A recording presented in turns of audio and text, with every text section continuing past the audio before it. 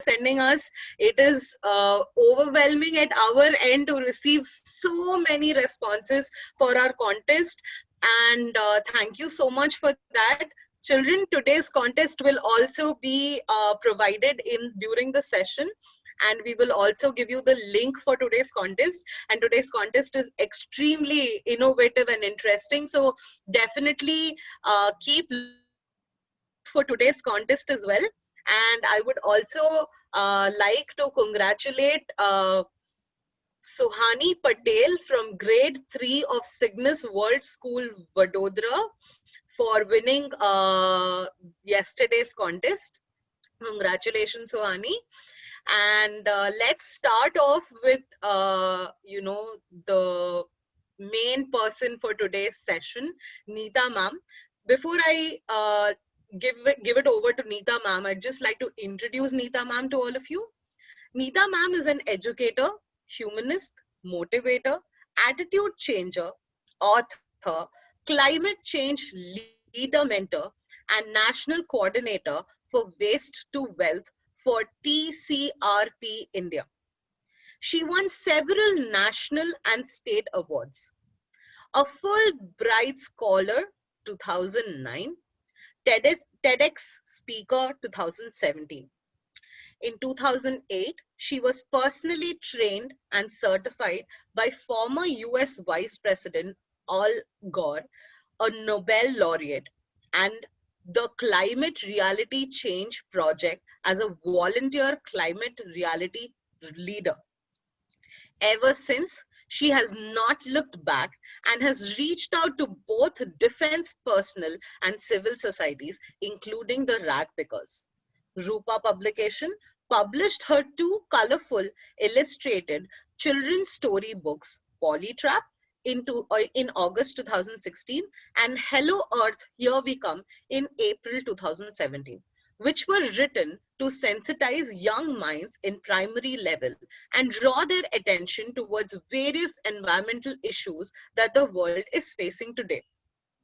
Without further ado, I would like to hand over the session to Nita ma'am. Nita ma'am, all over to you. Thank you so much. Thank you so much. Can you all hear me? Hello, everyone. Good morning. They can all hear you, ma'am, but they're on mute. So okay, probably they can respond on the chat. All right. All right. So is my voice clear? Yes, ma'am. Thank you so much to invite me for this LitQuake virtual literature festival. Let me say that kudos to the organizers, to my friend Shubha, to everybody, PurpleStone, Bookaroo Amoeba, Shaping Education. You know, you have taken a very strong and a very positive step by taking this meeting virtual. So you've actually reduced your carbon footprint to a great extent. Imagine having a 6-day, 6-city session with all various authors and inviting them to Hyderabad and then organizing all the meetings. In spite of that, you have done even better than what you would have done live. But virtual meetings have now is like a way of life, and we can reduce carbon footprint to a great extent. So kudos to the entire team. Thank you so much for inviting me. So if you can see my slide, these are the two books. I have written Polytrap and Hello Earth, Here We Come. Yes, I'm a climate leader. I'm a national coordinator for Waste to Wealth. And my topic today is two climate stories. Hello, Poly. So Polytrap was my first book, which I wrote in 2016. And it was illustrated by my son, Nita Ganguly. And it's a story of two seahorses. You know, if you've seen there, the bigger one is the mama seahorse and the younger one is Willie. Do you know, children, that a seahorse stays in his father's brood pouch? It has a pouch and it stays in the pouch for about 45, 46 to a month or plus, and then it comes out. So this is Willie's first day out with his mother. So when he goes to this open sea world, he's amazed to see so many creatures around. Few he could recognize, the others he could not. So he kept on saying, Mama, what is that? Mommy, what is that? So based on this, I wrote a song, which I'm going to sing for you, just few lines. And the song goes like this. Under the water, under the sea, lots and lots of creatures swimming but me. Tell me, Mama, who are they? Tell me, Mama, what they are. Aren't you curious, little one? So I will tell you one by one. There you see is Mr. Whale, flapping his tail and all set to say. Diving low is Stingray, looking for his next prey. On the rock is Starfish. Actually, it is not a fish. Oh, the song goes on, but I'm not going to continue with the song because I've got lots to share with you. So, because Billy was so inquisitive, so Mommy said, okay, fine, Billy, why don't we play a game? And they played a game known as I Spy with My Little Eye. Have you ever played that game? I spy with my little eye something which has 8 legs and it crawls around with big, big eyes. Can you spot what it is? Yes, the octopus. So they kept on playing the games one by one, one by one. First, Mommy said, and then Willie answered, and they continued playing. Finally, they, like Mommy said, I spy with my little eye something red with pinching claws and it walks sideways. Mommy said next. It's a crab, asked Willie hopefully. On the dot, replied Mommy, gleaming with her that her son is so clever. So they continued playing and finally Willie said, it's my chance, it's my chance. And he said, I spy with my little eye something that floats and you can see through it. Turtles love to eat them and there are many around us. Willie continued with the game. Oh, Mommy got confused and she said, is it a plant? Asked Mommy. And he said, no, no, no, it's not. Oh, and then an animal. She guessed, but she really couldn't think of what is something which the turtles love and it floats around. And so Mommy got a little confused. Willie was very happy that he asked a very difficult question and Mommy could not really answer. So she said, well, is it a fish? He said, not really. It's not really a fish and was really having fun. So Mommy kept wondering, what is he talking about? What is he talking about that was? And finally, Mommy knew what Willie was talking about because he says, the turtles love to eat it. But this is not something which a turtle should eat. The turtle was eating a poly bag. You know why? Because it thinks that a poly bag is nothing but a jellyfish. How sad. Do you know that there are many turtles which are starving to death because they fill their stomach with this poly bags. Polythenes are also like jellyfish. They're transparent. Some of them are, most of them are. And when they're in the water, they move like a wave.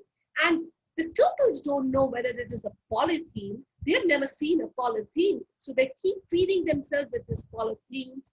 And do you know, a study has said that 52% of the sea turtles worldwide have already eaten so many plastic.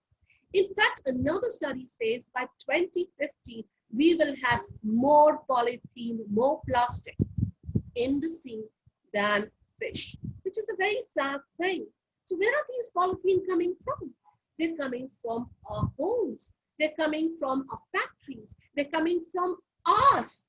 It is we humans who are dumping it into the oceans, most of them. Well, you may be keeping it in the dustbin and you think that it is going to some other place safer, but no, most of them land into the oceans.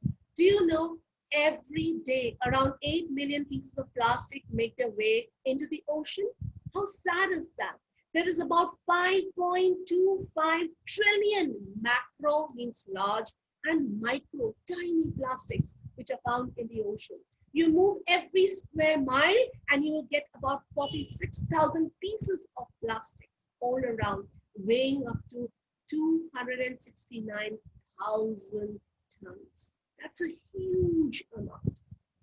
Do you know there is a Pacific Rim? There is something known as a Great Pacific Garbage Patch. You know the Pacific Ocean, out of all the oceans, that's the largest ocean. And it has the largest plastic patch floating over there. So there are something known as gyres, which actually make the plastic move around in a circular movement.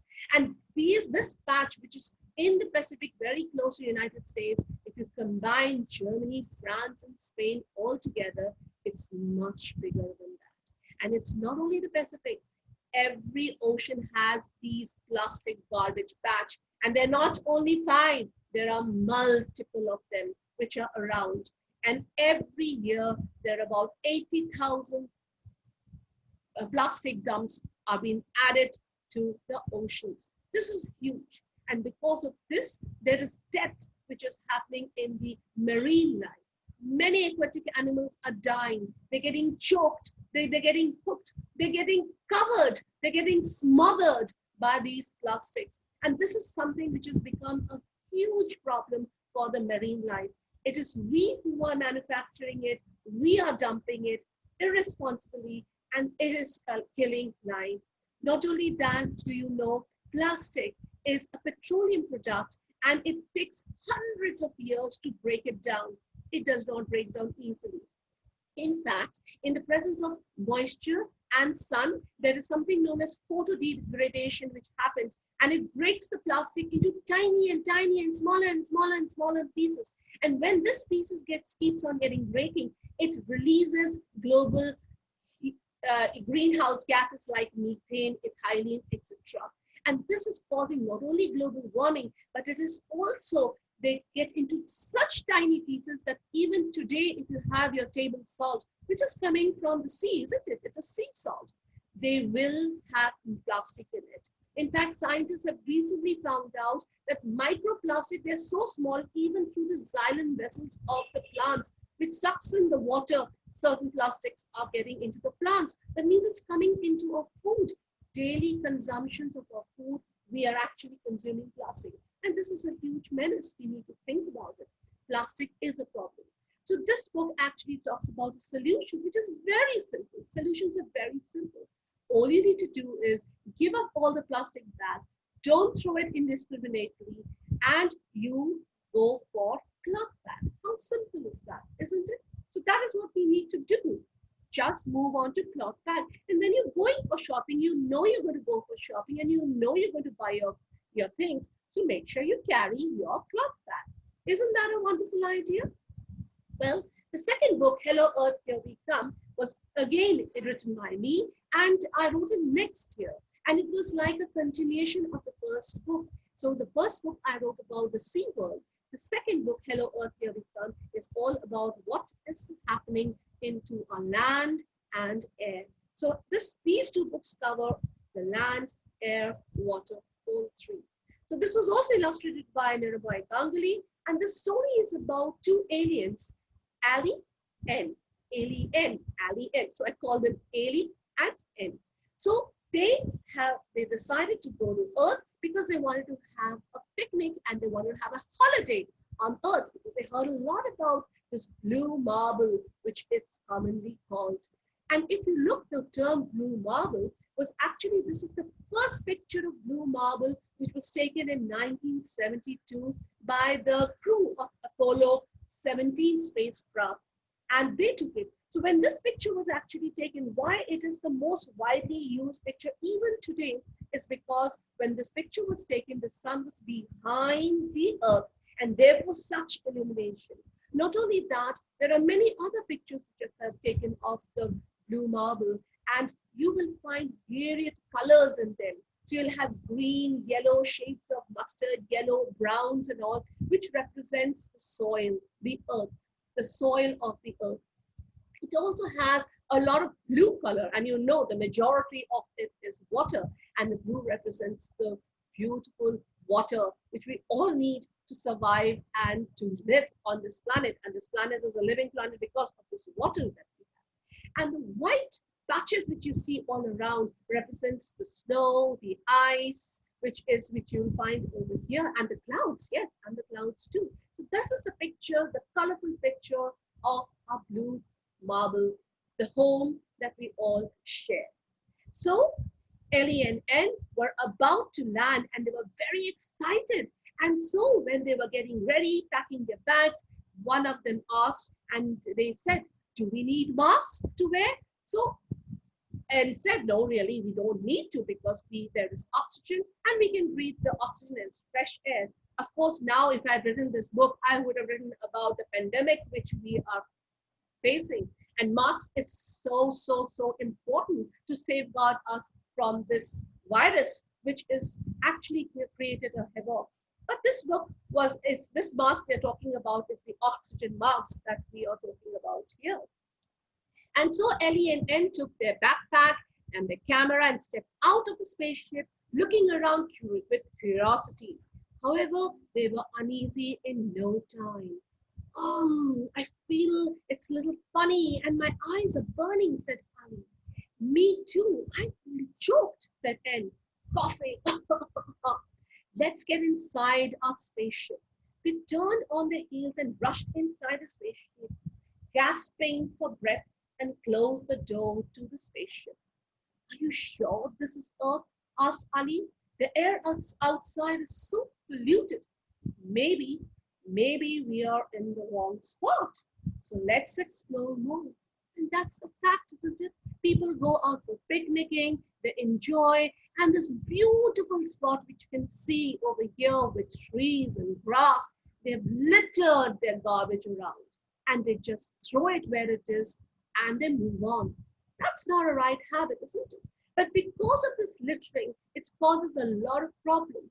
And that's the problem we need to tackle. This is not a sign of somebody who really loves their planet Earth. So we need to have this feeling of loving our planet Earth, and that's what we need to do. So they moved ahead. They moved ahead and they were near a factory area. The air was polluted over there. And then so they carried on even further and they went to the city. That's what is happening in Delhi, isn't it? Our capital. They're facing this huge problem of air pollution. So it is not only the COVID which is taking the toll on them, but air pollution is also causing a lot of death. In fact, air pollution is one of the cause of death. 6 million people die every year because of air pollution in the world. And India tops the list along with China. Now, do you see this blue ring over here? This blue ring is the atmosphere around this planet Earth. Do you know how vulnerable it is? Do you know how thin it is? To understand exactly how thin it is, if I take a football and I nail varnish it with a nail polish varnish, just one coat, whatever is the proportion of that ball to the nail varnish coat is the proportion of the Earth to the atmosphere. And it is highly vulnerable. It is very thin. And what are we doing to it? We're screwing it with 152 million tons of man-made global warming pollution into this thin shell of our atmosphere every day, 24 hours. It's like treating it like an open sewer. So Jane Hansen had once given a TED talk in 2013, and he said that currently the rate at which we are pumping in our pollutants into the air is equivalent to 400,000 atomic Hiroshima bombs, which we are bombarding every day. So 365 days per every days we are doing it every year. In fact, now in 2020, this number, when people are quoting James Hansen, they say it's 500,000. So it has increased. And this is very sad because 50 years ago, we had celebrated Earth Day, thinking people are going to become more conscious about the environment and reduce the pollution. But 50 years henceforth, we are still talking about pollution, which is actually increasing. And that's really sad. So they went ahead and started exploring more. And as they went ahead, they saw a hilltop. They said, wow, this is a hilltop. It's a hill station. And I've heard and I've read that they are awesome. They are the coolest place on earth. And their climate over there is really beautiful. They have a wonderful weather, fresh air we can breathe over there. So they quickly took their spaceship and moved ahead and moved towards the hill station. And where did they land? on top of a landfill. Do you know we have so many landfills everywhere? Each country has it. But if you talk about India itself, there are 59 constructed landfills and about 376 which are under planning. They're actually being used. They're actually overflowing. And this is a reality. Do you know about 62 million tons of garbage we are producing every year? Every year we are producing it. And out of this, only 43 million tons gets collected. So what happens to this collected one? Well, these what we collected, all we are not using. 28% gets treated, rest all gets dumped into these landfills. And the rest, what you see, the 19 million tons, which never got picked up, you step outside your house and on the streets you'll find them. This is the state which we are having in India. I'm talking about only India. So you need a land equivalent to about 1,240 hectares to take care of such garbage. And by 2030, this 62 million tons is going to become 165 million tons. That means every year we need a land like equivalent to Bangalore to take care of our garbage. So we need to really think about it. And how far is 2030? It's a matter of time that we're going to reach it. Have you ever seen birds hovering around on landfills? Why do you think they are there? Are they there for the plastics and other things? No, they're there for this food, which we keep dumping it along with the plastic and the glass and the metals. This is a typical basket which you see in front of you. It's a typical garbage. We put it into our waste bin. We have metals, we have plastic, we have aluminum foils, we have glass, we have even food, which we put it into a packet and we tie a knot and we throw it into the landfills. But when this food, biodegradable food, gets covered with plastic, gets covered with glass, gets covered with all sorts of metals that is non-biodegradable, they don't degrade aerobically, they degrade anaerobically, that means without oxygen. And it produces a huge amount of methane gas along with carbon dioxide gas. Do you know landfills produce more methane than carbon dioxide, but both together they produce about 90 to 98% of the landfill gas is methane and carbon dioxide, which are both greenhouse gases. And this is a problem. What if we stop adding these biodegradable waste into our landfills? Let's from today onwards, we stop it.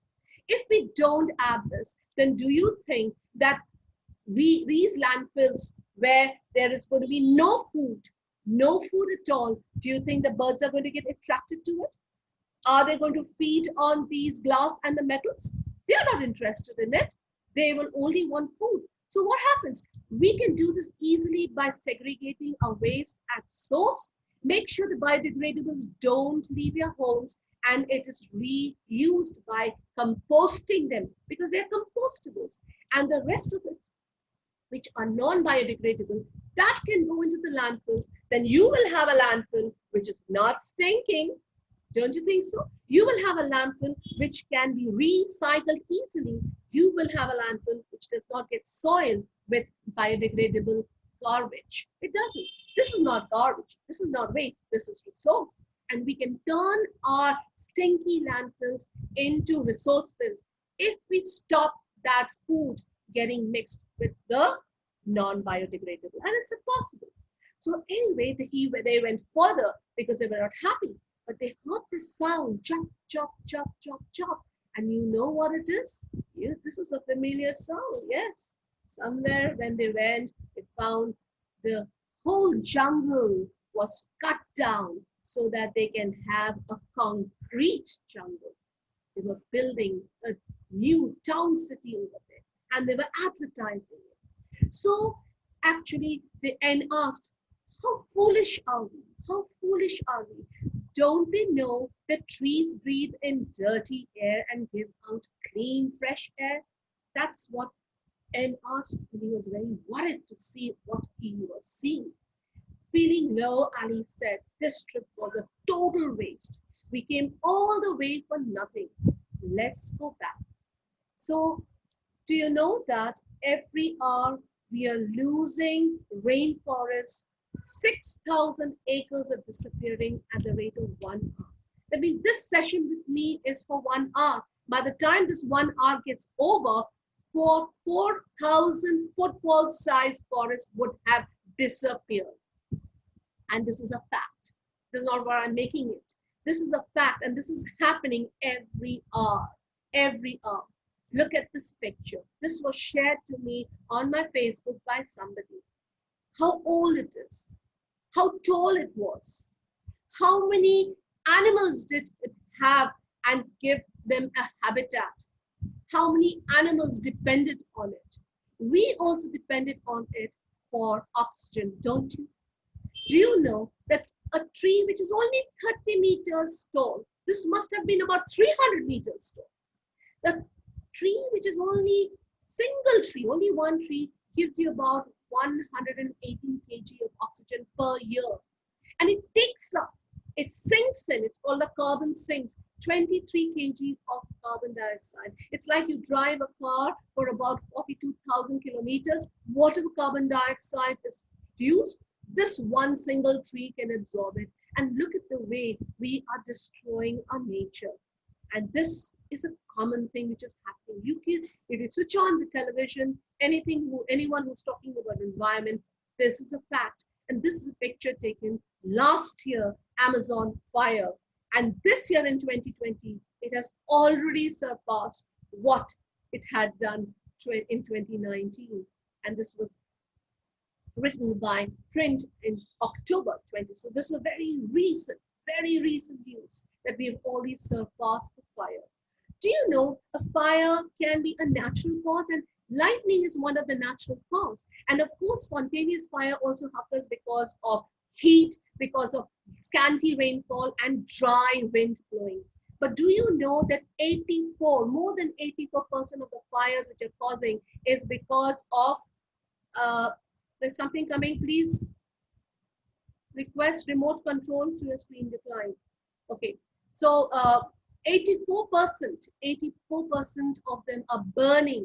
They're burning because of us. We are responsible for this loss of biodiversity.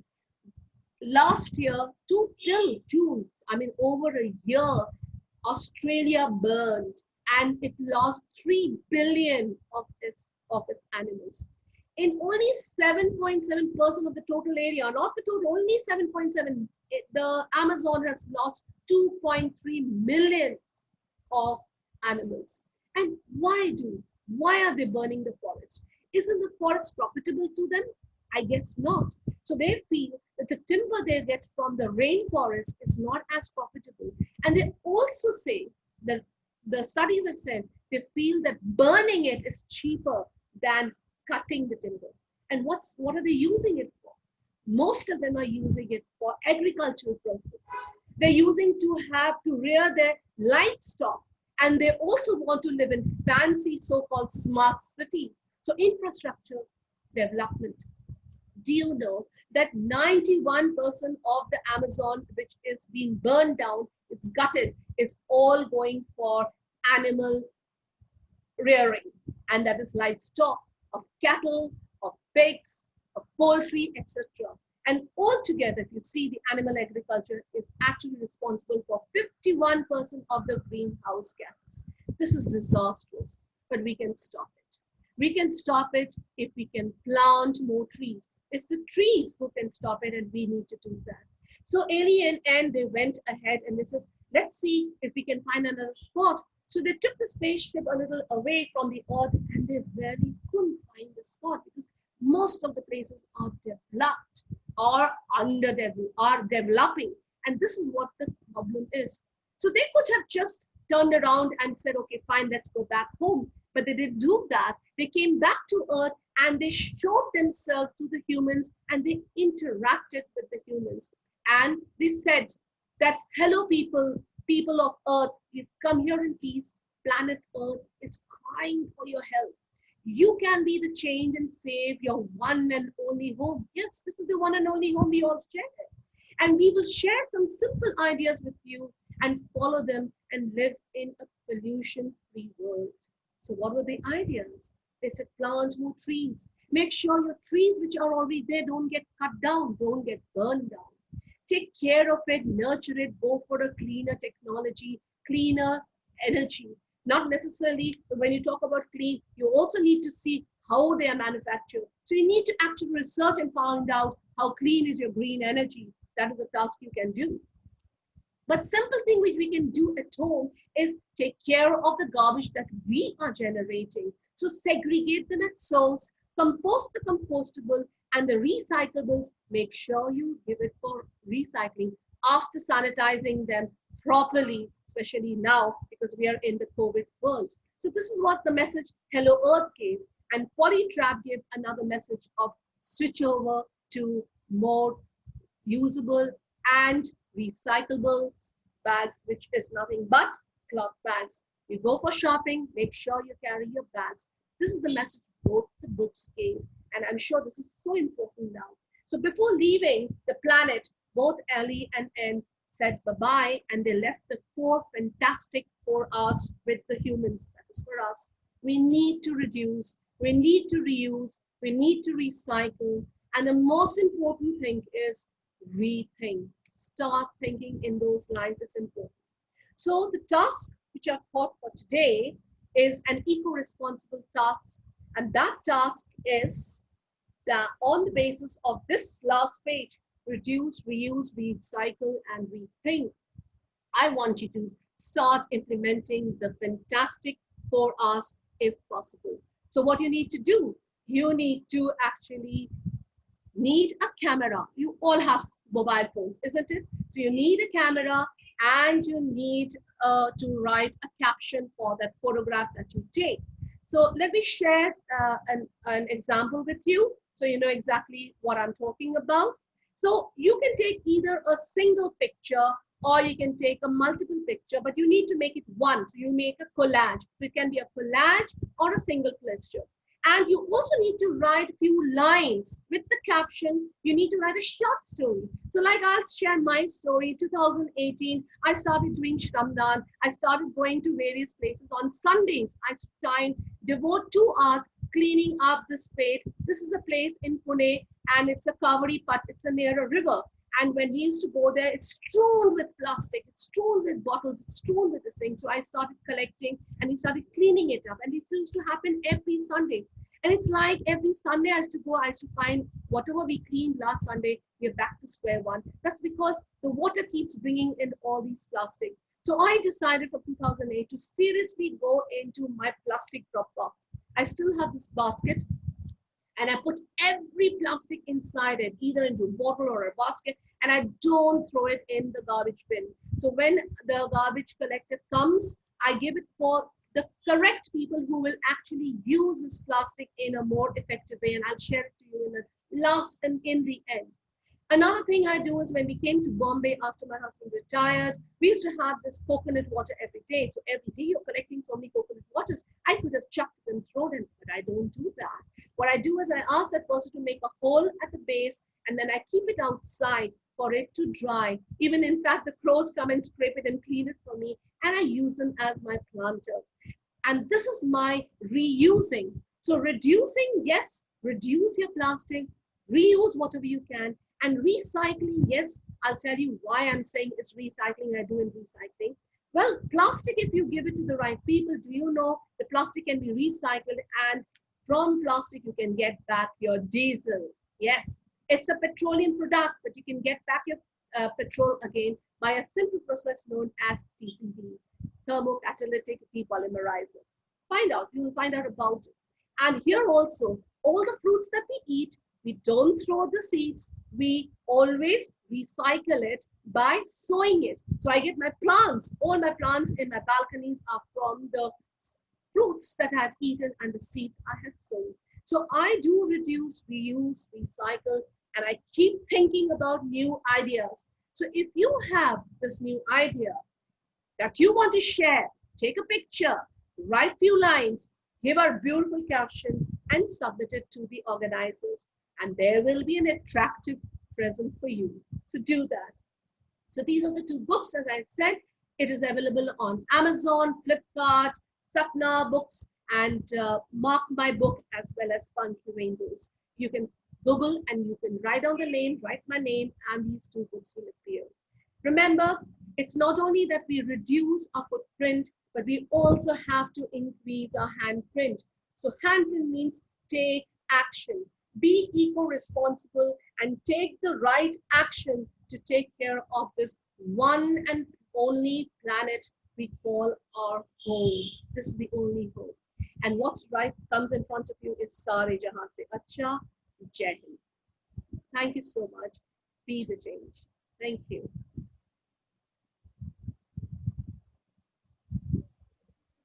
Thank you so much, ma'am. It was really a very enlightening session. Understanding that how, you know, small things that we do, maybe without realizing how it's actually affecting people around us, and as a whole, the earth around us, we really don't think. I mean, it just got us thinking that, you know, we always just tell, you know, put all the kachara in the dustbin, but we never realize from where is that going into. So I'm sure that all the children also are now going to give a thought about it. So children, we now open the forum for questions. If you want to ask any question to the author, you can go ahead and you know, type your questions in the chat, and we can go ahead and ask ma'am the questions. So while we wait for the questions to come in, ma'am, I think I would personally like to ask one question. Yes. That would be that, you know, we always keep thinking about, you know, like segregating wastes. You know, we basically come up with two types of waste, that is, you know, wet waste and dry waste is Yes. something that, you know, we always have it in our mind. And so how can we, you know, like try to work around, because sometimes in the dry waste there are actually maybe, you know, like batteries or plastic. So how can we try to minimize, or maybe, you know, like how we said, reduce, reuse, recycle, how can we do that with dry waste, ma'am? So, you see, when you spoke about batteries, now if you see, we have a wonderful device with us. Is we have the internet, you know, on a fingertip. So, find out the batteries which you're using, how friendly they are to the environment, what the harms they can cause, and what is the other source or the alternative source we can go for. And whatever batteries you have, they are actually come under the e-waste. They should not be actually thrown with the plastics and the other things. So every city, now you're in Hyderabad, you have an e-waste collector. So my advice to everybody is that Google and find out now. Even the kabadi walas have a mobile phone. Kabadi walas have also gone online.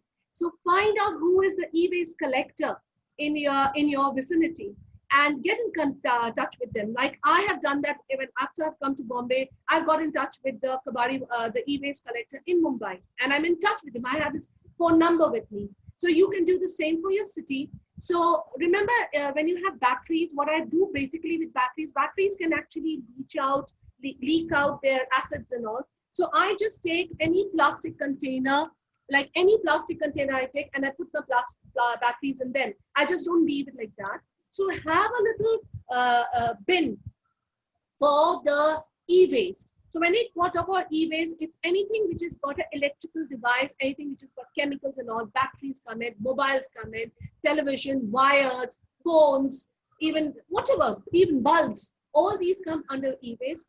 Have a little spot and you just keep it. It's a matter of 1 month, you maybe used to keep it. They're not going to stink. They're not going to cause any problem. They're just going to be there. And once you have collected a substantial amount, call your e-waste collector and he will come and collect it, you know. So that is the best way to do it. Can I have the everyone, can I see everyone? That will be better. So for me, yes, ma'am. Yeah, I prefer that. Then I can you can click on the gallery view, and that's how you can see it. Okay, so see everyone. So we have another question Yes. by Jashanpreet Kaur saying ki, how can we make something out of plastic bottles? So how can we reuse plastic bottles is basically what she's trying to say.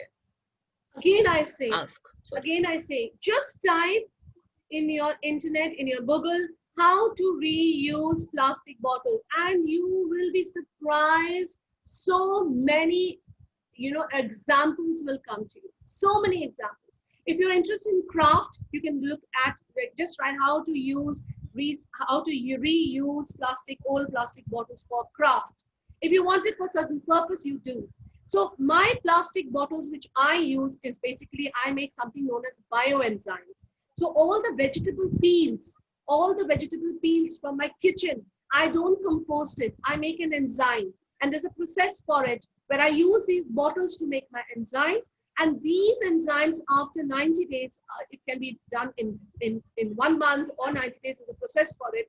I use them to clean my house. I use them to clean my kitchen. I use them for my garden. It acts as a pesticide, insecticide, as a growth hormone. It's a wonder enzyme. So that's a different session we can do for that, And I use it for bioenzyme, but you are children. You must be doing so many crafts for your school, so many models you have to make for different subjects. So you just write it in the Google, and you'll find out various ways. If you're interested in making toys, you can do that. If you're interested in making something else, you can make it. Google will tell you. People with different interests will use it. But I do not I reuse each and everything in my house as far as possible. And the simplest thing you can do is just make a hole at the base of it, and you can use it as a planter. You can grow your own seeds from the fruits that you've eaten, make a little planter, and for your birthday, if you are calling 20 people, make sure you have 20 planters with 20 plants, and you give them as a return gift. Don't you think? So you can start planning depending on when your birthday is. You can make your own planter, and if you want to make it even beautiful, you can paint it. You can get these colors. You can paint it, and you can make it as a planter and make your own handmade birthday return gifts. So this is the handprint I'm talking about.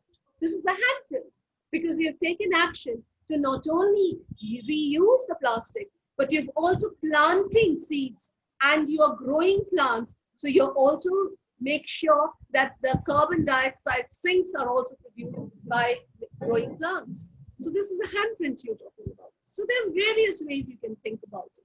Ask your grandmother, maybe she'll have a wonderful idea. So we are also having a lot of responses which say that children are actually using the plastic bottles to grow plants, and they're also making some artificial plants out of paper, and they're using that as craft. So Yes. it is really nice to see how we have started to go ahead and reuse plastic or anything around us. Yes. So ma'am, my next question would be that when we say reduce, reuse, recycle, and rethink, so I think all of us understand reuse, recycle, and rethink. But when we say reduce, there is one thing that comes to mind is, should I just stop using plastic altogether? But you see, plastic is so embedded in our life that how can I suddenly replace plastic? So when you say reduce, what do you mean, ma'am? So reduce means, supposing I go for grocery and I picked up bananas and I picked up apples and I picked up some dhania and picked up some onions. Are you going to pick up 5 different plastics for that?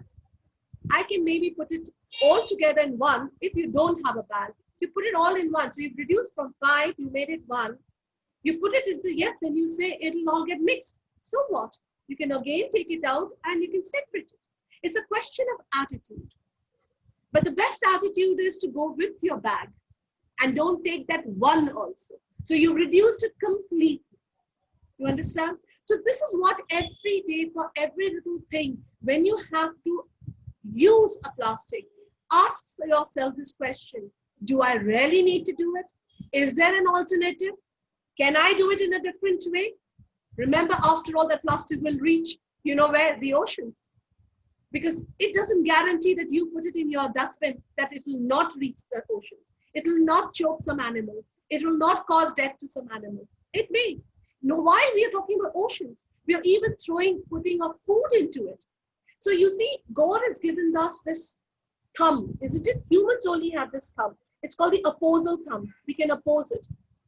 So when we put garbage into one plastic bag, first we take a dustbin, we put a plastic bag in it, and then we throw all the garbage in it. We put our gobi and we put our aloo and we put a pyaj, we put our nails. But ma'am, I'm sorry to interrupt, ma'am, but nowadays, like, because there are some societies where we don't really segregate the waste into dry waste and wet waste. So what happens is all people, where we throw away the peels of some vegetables or something, so that starts leaking out water. So two things here. One is the people who come to collect the garbage are not very comfortable to directly put it there, and they request us to come up, ki madam, please, put it in a plastic bag and give it to us, because we can't keep collecting it like this from everyone.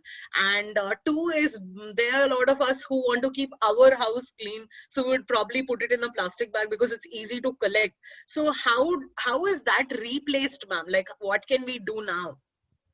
So 16 years back, I was staying in a flat. I'm still staying in a flat over here in Mumbai. I had different, because in the army, we get posted, we move to different places. But I started from a flat, and I used a dustbin where I made little holes in it. And I stopped throwing my kitchen waste and stopped giving it to the person who used to come and collect the garbage. So I kept it with me and I started composting. So it's possible. It's possible. You don't have to give him that, because what does it become? It becomes soil. Instead of going and buying soil for your potted plants, you can actually go for composting. And it's a very simple process. You just need a container. You just need to make sure that it has air in it. You have to just keep it in one corner of your balcony. It's a balcony. I'm not talking about it that you need to have a land for that. Just in one corner of the balcony. Put a little tray below it so that if there's any liquid coming in, it collects in the tray. That liquid becomes a liquid manure. You can dilute it and give it to the plants.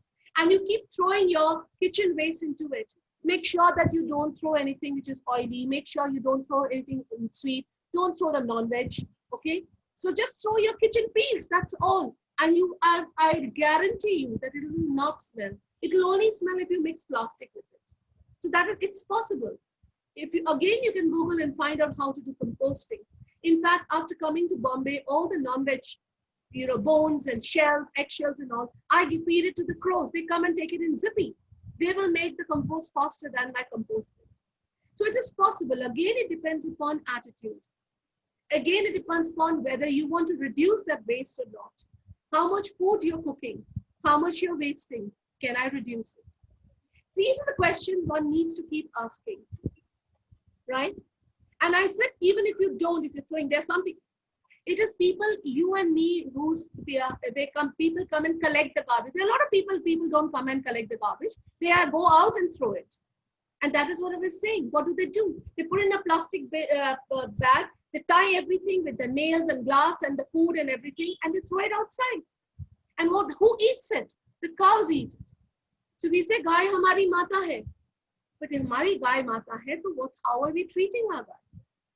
See, some people say, well, I did not throw it, my maid threw it. But then it's coming from your own house. We have to take responsibility.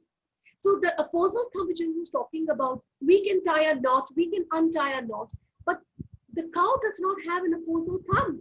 It cannot untie that knot and eat that gobi or the aloo, which it is smelling. It takes in the whole packet with the nails and the glass. So this is a sense of responsibility. We need to rethink about this.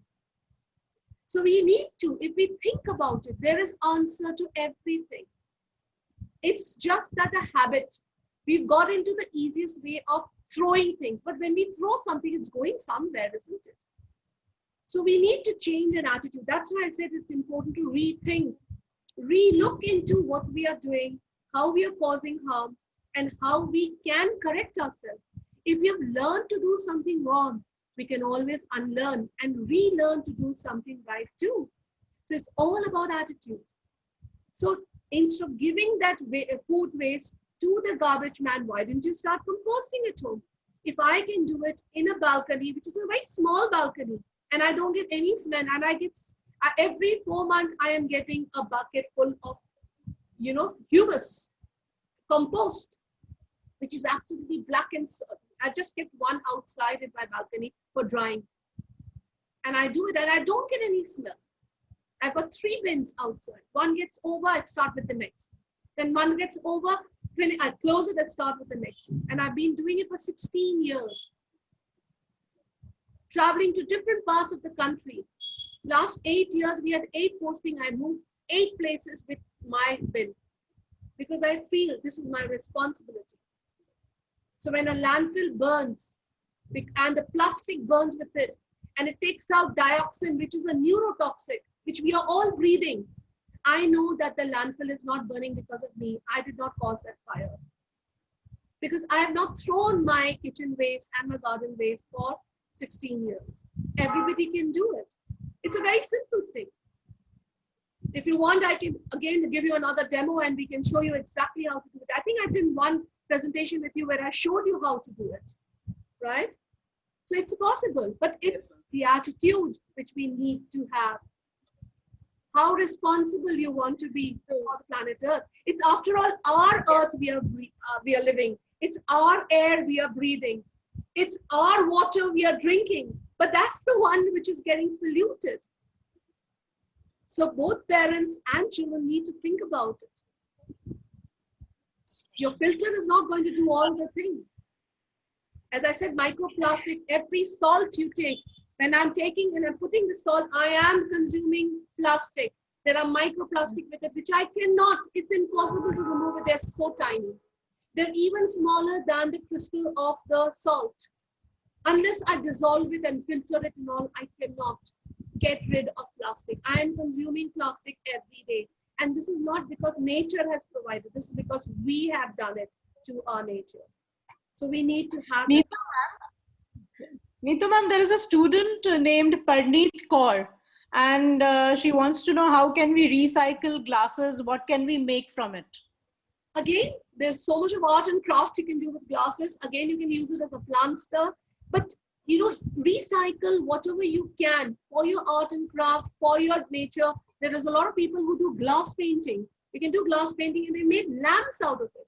I remember once when I was teaching at Sanskriti school, I did a competition on waste. There was a child who took sauce bottles, those big, thick sauce bottles. So he actually made a tripod. So he took a board, he cut out 3 little holes, and he placed the bottle through that, and he kept it from top, and he made a tripod. And he beautifully painted that bottles. It became a tripod stand, and he used it in his house. So you can make furniture out of it. He made a furniture actually a piece, So you can do so many things. But it is important that once you have whatever's left, you give it to the recyclers so that they recycle. Remember Kabadi Wala, when he takes Kabadi from you, he gives you money. He gives you money because he can sell it. There is money for him. So he is not going to throw it in the landfill. He will take it to the right recycler to be recycled. So give it to the recycler. That is the thing. So paise aise nahi deta hai. Ma'am, we have another very interesting question by Aniba Ashna. She asks, what drew your attention towards, what you're doing today, that you're conveying this message to everyone, to reduce plastic. So what initially drew your attention towards this topic? So I'll give full credit to my parents. It's the upbringing. I'll give full credit to them. When I was a kid, my birthday is in September, but New Year comes in December, right? So my father was in Delhi University. He was a professor in Delhi University, and by Diwali to December, we used to get plenty of greeting cards. At that time, there was a trend of greeting cards. Now we all have mobile messages. Okay, so greeting cards used to come. So what I'm a twin. I have an identical twin. So me and my twin were very excited to get those greeting cards, and we used to keep each and every greeting card. Why? Because we used to use a greeting card The paper which was there, sometimes they had a paper, or we used to redraw it. We used to reuse that paper, that greeting card, to send invites for a birthday party. Not only that, the bigger greeting cards, we used to fold it and staple it, put rubber bands and make up birthday caps. So we made sure that every greeting card which we received was reused in a most effective way. So we never bought new greeting cards, we reused the greeting cards for invites. So it started with that. And then when I, became a teacher and I joined the school at Sanskriti School, my principal at that time, Mrs. Gauri Ishwaran, she gave me a space, like you have a physics, chemistry, biology lab. I had an environment lab too, and I made it into a functional lab where the curriculum was there, the syllabus was there. The syllabus was from the environment dates. Based on that, I made it. And there was not a single book I had it there. There was a totally an activity-based lab. And from there it grew. And my resource was my garbage bins. So in the school, we started segregating the paper separately, the biodegradable, which were all the kitchen waste from the canteen and from the tiffins which used to come, used to go for composting. And the recyclables, like you have plastics, glass, whatever, we used to do it. So that became my resource, and I started with that. Not only that, I also got in contact with a rag picker, because a school cannot use a plastic and a metal and all. So I got a rag picker. So the deal with the rag picker boy, he was 14-year-old when he came to my school. So the deal with him was, you go to school in the morning, afternoon by 4 o'clock, you come to my school. All the waste will be segregated, not mixed, segregated separately. The biodegradable, compostable will go for composting. All the paper, some of the paper, not all, but some of the paper and the plastic and the metals, he will bag it and sell it. What he used to do by roaming the street of Delhi for 10 hours, he finished in 2 hours. So when I used to ask Abdul, bada hoke kya banega? Main bada hoke padha likha kabadi wala banunga. He became a driver. So think about it. Every institute, every organization can adopt one child like this. He will go to school, he become a kabadi wala, but yes, a padha likha. And the paper, with extra paper, we used to make something known as a univac machine we had. We used to lift paper. From paper, we used to make paper. They were not very strong, but they were good enough to use as chart paper. So everything we used to recycle in school, and we could reach the zero garbage target at school. So this is how it grew. With everything, I used to ask myself, do I need to? Do I don't need to? Is there an alternative? I improved my knowledge with time. It didn't happen overnight. With a little drop, with every little drop, it counts, and that drop will big voluminous, So that is what is important. But get that attitude. So start rethinking in those lines. That is important. Ma'am, we have another very interesting question by Gurjeet Singh. He says, ma'am, can you please give us some tips of saving the environment without growing plants? How can we save the environment without growing plants? Because whenever we talk about saving the environment, we always talk about plants and, reducing plastic, but growing a lot of plants. So how can we save environment? What is the name of the child? Gurjeet Singh. Gurjeet, is Gurjeet there? This question is from YouTube, ma'am. He's joined us live on YouTube. I will ask if Gurjeet is listening. Gurjeet, tell me, just name one thing. To live, to survive, we need oxygen, we need water, we need food. Okay, now you've spoken about plants. Tell me, if I stop growing plants and I cut all plants, tell me one thing that gives you oxygen.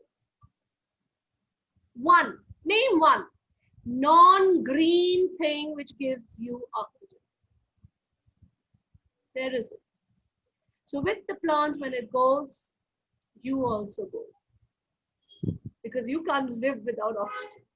Remember, it's the plant, it's a photosynthetic green chlorophyll plants. No matter how small they are, whether they are algae, to a huge tree where you saw the tree got cut. No matter how big, no matter how small, if it is photosynthetic and if it is green chlorophyll, yes, that's the only one which will give you oxygen. So if we stop growing plants and whatever we have, we keep cutting and burning them, then with them, we will also go very soon.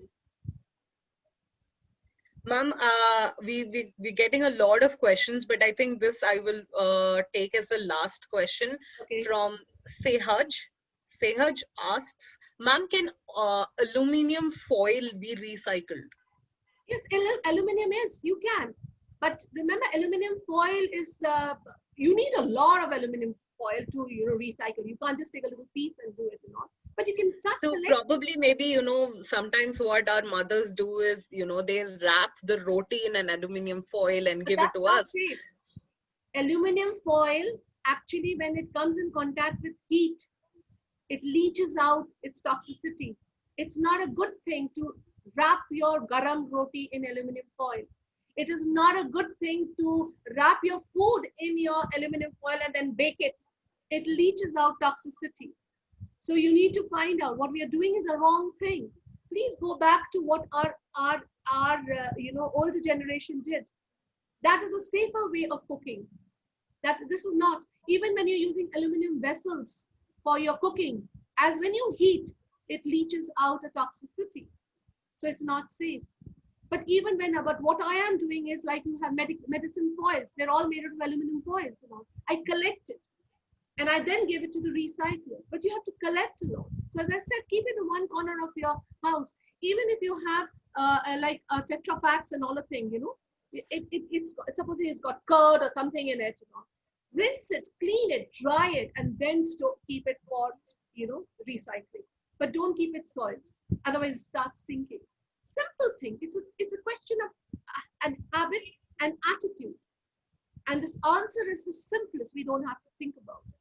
So yes, it is recyclable, but you need to think, why are you using that? It's safer to have a nice muslin cloth and wrap your roti, and it's going to keep it warm and soft also, and it's not going to be toxic for your children. So don't use, plastic. Again, plastic leaches when you put it with hot. So we have to do away with these so-called modern cultures, the Western culture we are following blindly without even finding out.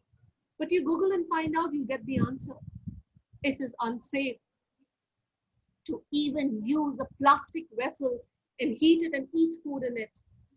Plastic also leaches out a lot of toxicity when the food is in contact with plastic for a long time. True, ma'am. Thank you so much, ma'am. It has been a pleasure to have you here today with us. And I'm sure that students have seen the world today in a very different angle and try to analyze everything that we do. If you're picking up something, do we really need it? Or if we are trying to dispose something, we start thinking, are we doing it the right way? So I think it's very important for all of us to have that thought. And thank you so much for having that, putting that small message in our head that we will be mindful about everything that's going in and around us, because there's just one earth, and that is our earth. We don't have Children, I hope you guys had fun as much as I've had. We kept sharing the link for the contest. A lot of children were asking us what the contest was. The contest is where you click a picture which describes the 4R: reduce, recycle, reuse, and rethink. You click a picture, write a small caption and a short story. You click these pictures and upload it on the Google form that I have just shared with all of you. You can go ahead and upload it in that. Remember that the contest is live only till 5 p.m. So try to put all your entries by 5 p.m. and the winner will be announced tomorrow. And the winner will get a book by Nita Ganguly. So all of you, please stay tuned, because at 11:30 we have another amazing session that's coming up. So before we move to our next session, thank you so much, Nita ma'am. It's been a pleasure to have you here. I'm sure all the children will also agree. Can we all have a virtual clap for Nita ma'am? Can we all have a virtual clap? Can you all turn on your cameras and have a virtual clap for Nita ma'am? Thank you so much, Nita ma'am. Thank you so much. I just want to say one word thing that even if you are not reducing, recycling, if you're not even doing that, you can start it today. So you maybe take a picture that you started today, and your story can be, I started today. And this is the picture I've taken to reduce, reuse, recycle. And this is my rethinking is, and you give your caption and all. So even if you're not doing, you can start it today. But when you start it today, don't give it up. Don't give it up.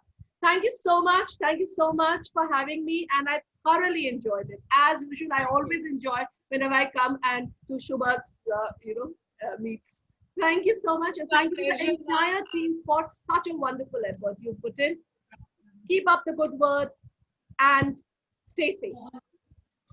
Thank you so much, Thank you Nita. so much, It ma'am. was a pleasure hearing you and understanding your take on environment. And we hope to see you very soon on our forthcoming sessions. Thank you. Bye-bye. Thank you. Students, I request you that if you have opted for Coding Chronicles, then stay on. If not, you can leave the session so that other students can join in.